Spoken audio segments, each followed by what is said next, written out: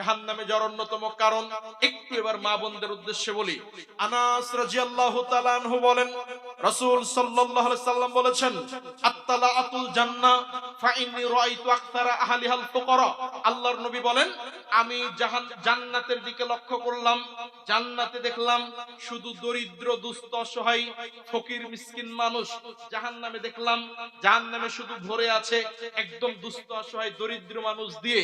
আল্লাহর নবী বলেন, দরিদ্র মানুষ তাদের সালাতের হিসাব যদি সঠিক থাকে, তাদের যাকাত ফরজ নয়, তাদের জন্য হজ ফরজ নয়, তারা যদি সালাত সিয়াম আদায় করে, তারা যদি সালাত সিয়াম আদায় করে, আল্লাহকে ভয় করে, হালাল রিজিক অন্বেষণ করে, তো তাদের জন্য জান্নাত একদম সহজ।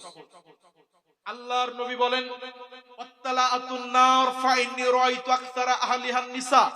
আমি নবী মুহাম্মদ আমি যখন জাহান্নামের দিকে লক্ষ্য করলাম, দেখলাম জাহান্নামের অধিকাংশ অধিবাসী তারা ছিল নারী। জাহান্নামে শুধু নারী আর নারী, জাহান্নাম ভর্তি হয়ে আছে নারী দিয়ে। মা বোন, এক মিনিট আপনাকে একটা দেখাই, আপনাকে একটু দেখাই, একটু মনোযোগ দেন। আল্লাহর নবী একদা বললেন, ইয়া মাশারান নিসা তাসাদদাকনা ওয়া আকসিরনাল ইস্তিগফার। সারা পৃথিবীর মহিলা তোমরা মনে রেখো, তোমরা বেশি বেশি দান করো আর আল্লাহর নিকট ইস্তিগফার করো। বেশি বেশি দান করো আর আল্লাহর নিকট ইস্তিগফার করো। আল্লাহকে বলো, আস্তাগফিরুল্লাহাল্লাযী লা ইলাহা ইল্লা হুয়াল হাইয়ুল কাইয়্যুম ওয়া আতুবু ইলাইহি। আল্লাহকে বলো, আস্তাগফিরুল্লাহ আস্তাগফিরুল্লাহ আস্তাগফিরুল্লাহ। আল্লাহর নিকট শুধু তোমরা ক্ষমা চাও, ইস্তিগফার করো। দুই, আর তোমরা বেশি বেশি আল্লাহর পথে দান করো, আল্লাহর রাস্তায় ব্যয় করো। দুস্থ অসহায় মানুষকে খাদ্য খেতে দাও, আল্লাহর রাস্তায় যত সামান্য কিছু অর্থ সম্পদ দান করো। কেন? আল্লাহর নবী বলেন, ফা ইন্নী রাআইতুকুন্না আকসারা আহলিহান নিসা। আমি নবী মুহাম্মদ আমাকে জাহান্নামে দেখানো হলো, জাহান্নামে শুধু নারী আর নারী, জাহান্নামে শুধু নারী আর নারী। আমি নবী মুহাম্মদ আমাকে দৃশ্য দেখানো হলো। আল্লাহর নবীকে বলা হলো, ওমালানা ইয়া নবী আল্লাহ।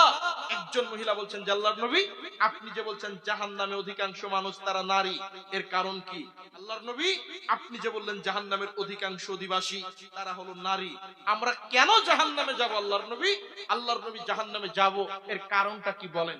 এবার আল্লাহর নবী বলছেন, শোনো, তুকসিরনাল লানা ওয়া তাকফুরনাল আশির। এক, তোমরা মানুষকে অভিশাপ দাও, লানত দাও। দুই, ওয়াতাকফুরনাল আশির, স্বামীর অকৃতজ্ঞতা আদায় করো। জাহান্নামে যাওয়ার অন্যতম একটা কারণ কথায় কথায় অভিশাপ দাও। এই তোর কেন মরণ হয় না, তুই কেন মরতে পারিস না? সন্তানকে বলে কি বলে না? স্বামীকে বলে কি বলে না? আরে তোর মরণ হোক, তোর ক্ষতি হয়ে যাক, তুই রাস্তায় পড়ে মর, বলে কি বলে না? আমাদের এই এলাকার মা বোন হয়তো বলে না, নাকি? আল্লাহর নবী বলছেন এই একটা কারণে নারীরা জাহান্নামে যাবে, এই হাদিসে বলছেন এটা একটা কারণ। কেন? তারা তুকফিরনাল লানা, তোমরা কথায় কথায় লানত দাও। তোর মরণ হোক, তোর ধ্বংস হোক, তোর বাড়িতে যেন কোনোদিন না যেতে হয়, তোর মুখ যেন জীবনে না দেখতে হয়, বলে কি বলে না? এটা একটা কারণ। দুই, আল্লাহ রাসূল বলছেন তাকফুরনাল আশির, স্বামীর অকৃতজ্ঞতা আদায় করো। একটু যদি কখনো কম বেশি হয়ে যায়, তখন তোমাকে স্বামীকে বলো, তোমার সাথে সংসার করে জীবনে কোনোদিন সুখ পেলাম না, বলে কি বলে না? আল্লাহ রাসূল বলছেন এ হাদিসে, এভাবে আল্লাহর নবী বলেছেন, এভাবে আল্লাহর নবী বলছেন। তারা বলে, আরে তোমার সাথে সুখ সংসার করে সুখ হলো না, তোমার সাথে সংসার করে জীবনে শান্তি পেলাম না। এই কথা খবরদার বলবেন না। জাহান্নামে যাওয়ার অন্যতম কারণ তার মধ্যে এটা। আপনি কেন বলেন? স্বামী বেচারা আপনাকে ভালোবাসে, আপনার জন্য রাত দিন পরিশ্রম করে, ও খেটে খায়, ও খেটে নিয়ে আসে আপনার জন্য, আপনাকে ভালো রাখার জন্য, সন্তানদেরকে ভালো রাখার জন্য, আর আপনি তাকে কেন কষ্ট?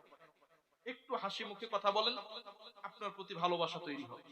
সম্মানিত হাজিরিন, আর পুরুষ দ্বীনি মুসলিম ভাই যারা আছে তাদের প্রতি বিনীত অনুরোধ, আল্লাহ রাসূল বলছেন একটা আদর্শ স্বামী হতে 4টি গুণ লাগে। একটা ভালো পুরুষের 4টি গুণ থাকা আবশ্যক। এক, তুমি যেই মানের খাচ্ছ সেই মানের স্ত্রীকে খেতে দিবা। দুই, তুমি যেই মানের কাপড় পরো ওই মানের স্ত্রীকে পরতে দিবা। আপনি কাচ্চি বিরিয়ানি খান, বাইরে আপনি পোলাও কুরমা খান, আপনার স্ত্রী কি খেলো আপনি খোঁজ রাখেন না। আপনার স্ত্রীকে আপনি ভালো খাবার দেন না, কিন্তু আপনি বাইরে ভালো খাবার খান। এটা একটা আদর্শ স্বামীর পরিচয় নয়। আপনি যেই মানের খাচ্ছেন ওই মানের আপনার স্ত্রীর জন্য ব্যবস্থা করতে হবে। দুই, আপনি যেই মানের কাপড় পরেন ওই মানের স্ত্রীকে দিতে হবে।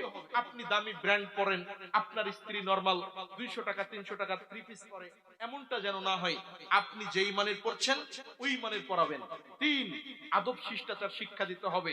স্ত্রীকে বলতে হবে বাথরুমে গেলে বাম পা দিয়ে দোয়া পড়ে ঢুকতে হয়, বের হওয়ার সময় ডান পা দিয়ে ঢুকতে হয়। বাচ্চাকে দুধ পান করানোর সময় বিসমিল্লাহ বলতে হয়, দুধ পান শেষ করিয়ে আলহামদুলিল্লাহ বলতে হয়। ভাত তোলার সময় ডান দিক থেকে উঠাতে হয়। এইভাবে আদব কায়দা শিষ্টাচার শিক্ষা দিতে হবে। নাম্বার 4, তাদেরকে আঘাত করা যাবে না, মুখের উপরে মারা যাবে না। যারা স্বামীকে স্ত্রীকে মারে এরা আদর্শ স্বামী নয়, এরা কাপুরুষ, এরা ভালো পুরুষ নয়। সম্মানিত হাজিরিন, এজন্য স্ত্রীকে মারা যাবে না। আদব কায়দা শিষ্টাচার শিক্ষা দিতে হবে। যে মানের খাচ্ছেন ওই মানের খাবেন। আর একটি নসিহত মনে রাখবেন, স্ত্রীর সঙ্গে কখনো তর্ক করবেন না। মহিলাদের সঙ্গে তর্ক করে কখনো আপনি জিততে পারবেন না। তার কারণ আল্লাহ তাদেরকে ওইভাবেই সৃষ্টি করেছে, এটা মহিলাদের ফিতরাত। মহিলাদেরকে আল্লাহ ওইভাবেই তৈরি করেছে। ও যদি নিজে ভুল হয়, ও নিজেই রং, এরপরে চাইবে যে তর্ক করে আপনার সাথে জিতবে। আছে কি নাই? আপনি জানছেন যে ও ফলস বলছে, এরপরে তর্কে জড়াবেন না। ও চাইবে যে তর্ক করে বিভিন্ন ভাবে আপনার সাথে জয়ী হবে। এজন্য মুখ বন্ধ রাখবেন, সুন্দরভাবে নসিহত করবেন, তর্ক করবেন না, স্ত্রীকে কষ্ট দিবেন না। অধিকাংশ নারী জাহান্নামে যাবে তার একটা কারণ স্বামীর অকৃতজ্ঞতা আদায় করা, আরেকটি কারণ মানুষকে লানত দেওয়া। এই কথা আল্লাহর নবী বলছেন। যিনি মুসলিম মা ও বোন, আপনাদের উদ্দেশ্যে বলি, আল্লাহর নবী বলছেন ইন্নাল্লাহা লা ইয়ানজুরু ইলা ইমরাতিন লা তাশকুরু লিজাওজিহা। আল্লাহ ওই নারীর দিকে কিয়ামতের দিন তাকাবেন না যে নারী স্বামীর প্রতি কৃতজ্ঞতা আদায় করে না। আল্লাহর নবী আরো বলেন, লাউ কুনতু আমিরান আহাদান ইয়াসজুদা লিআহাদিন লামারতুল মারাতু আন তাসজুদা লিজাওজিহা। যদি আল্লাহ নারীদেরকে মানুষকে সিজদা করার অনুমতি যদি আল্লাহ দিতেন, মানুষকে সিজদা করা যদি জায়েজ হতো, তো আমি নবী মুহাম্মদ নারীদেরকে বলতাম তোমরা নিজ নিজ স্বামীদেরকে সিজদা করো। এজন্য স্বামীর আনুগত্য করতে হবে। স্বামীর আনুগত্যের মধ্যে জান্নাত। নারীদের জন্য জান্নাত অনেক সহজ, নারীদের জন্য জান্নাত অনেক সহজ। কি? আল্লাহ রাসূল বলেন, শোনো, যদি কোনো মহিলা 4টি কাজ করে তার জন্য জান্নাতের 8টি দরজা খোলা। কয়টি কাজ? 1, ইযা সাল্লাত খামসাহা, দিনে রাতে 5 ওয়াক্ত সালাত। 2, সামাত শাহরাহা, রমজান মাসের সিয়াম। 3, ওয়াহাসানাত ফারজাহা, লজ্জাস্থানের হেফাজত, পরিপূর্ণ পর্দা করা, লজ্জাস্থান স্বামী ছাড়া অন্যের জন্য বৈধ না মনে করা। 3, আল্লাহ রাসূল বলেন 4, এবং পরিপূর্ণ পর্দা করা, স্বামীকে মেনে চলা।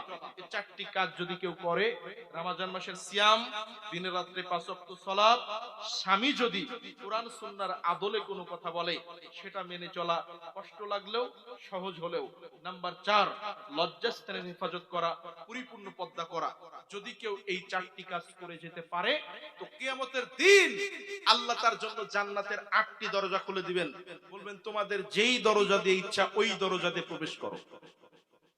এই সুযোগ নারীদের আছে। তার মানে এই 4টি কাজ করবেন, আল্লাহ তৌফিক দান করুন বলে আমিন। এবার আসেন জান্নাতে যাওয়ার সহজ উপায়। আনাস ইবনে মালিক রাদিয়াল্লাহু তাআলা আনহু বলেন, রাসূল সাল্লাল্লাহু আলাইহি সাল্লাম বলেছেন, মান সাআলাল্লাহুল জান্নাহ সালাসা মাররা, যদি কোন মুসলিম 3বার আল্লাহর নিকট জান্নাত চায়, আল্লাহকে বলে আল্লাহুম্মা ইন্নী আসআলুকাল জান্নাহ, আল্লাহুম্মা ইন্নী আসআলুকাল জান্নাতাল ফিরদাউস। কয়বার? 3বার।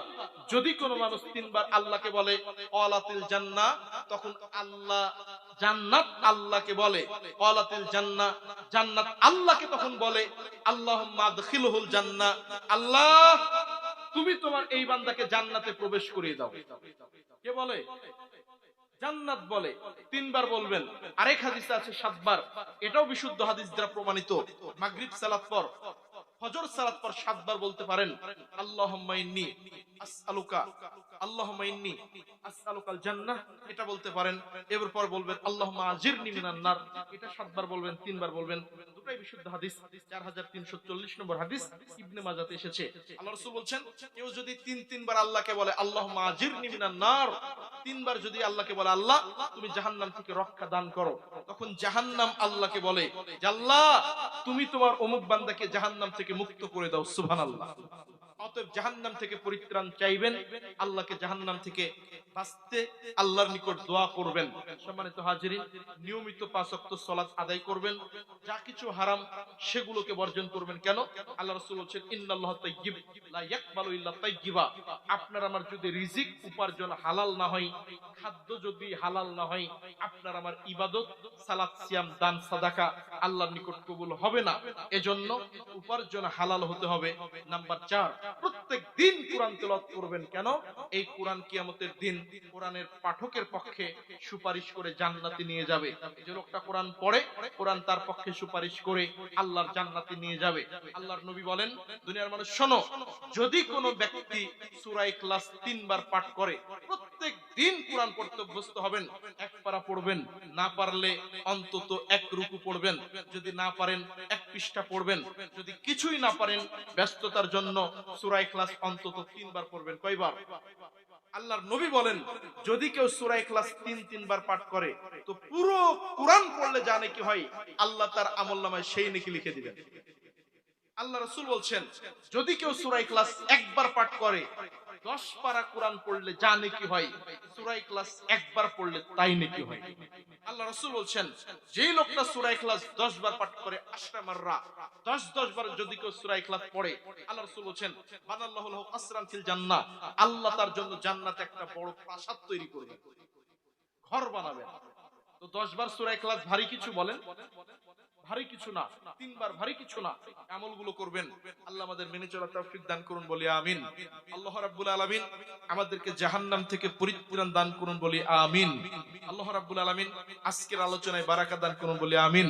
আজকের আলোচনার যারা আয়োজক মণ্ডলী আছেন, যারা সভাপতি উপস্থিত আছেন, স্বনামধন্য অতিথিবৃন্দ আছেন, স্বনামধন্য সুযোগ্য সভাপতি মহোদয়, এবং যারা আজকের এই অনুষ্ঠানকে বাস্তবায়ন করার জন্য শ্রম দিয়েছেন, অর্থ দিয়েছেন, মেধা বুদ্ধি দিয়েছেন, এবং যারা দূর দূরান্ত থেকে আজকে কোরআন সুন্নাহর কথা শোনার জন্য উপস্থিত হয়েছেন, আল্লাহ সকলের অতীতের পাপগুলোকে ক্ষমা করুন, আমিন।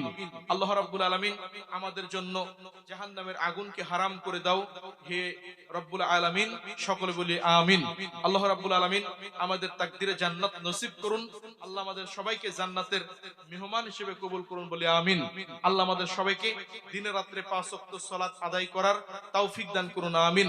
যাবতীয় মাদক এবং হারাম খাদ্য যেন আমরা পরিহার করতে পারি, আল্লাহ সে তৌফিক দান করুন, আমিন। আমাদের মা বোন যারা আছে তাদেরকে যেন পরিপূর্ণ পর্দার সাথে স্বামীর আনুগত্য করে চলার তৌফিক দিও, ইয়া রব রব্বুল আলামিন। সকলে বলি আমিন। সুবহানাকাল্লাহুম্মা বিহামদিক আশহাদু আল্লা ইলাহা ইল্লা আনতা আস্তাগফিরুকা ওয়া আতুবু ইলাইক। আপনাদের জন্য আমি দোয়া করি আন্তরিকভাবে। মুসাফির মানুষ, আপনারাও আমার জন্য দোয়া করবেন। আপনাদের নিকট দোয়ার দরখাস্ত। আসসালামু আলাইকুম ওয়া রাহমাতুল্লাহি ওয়া বারাকাতুহু।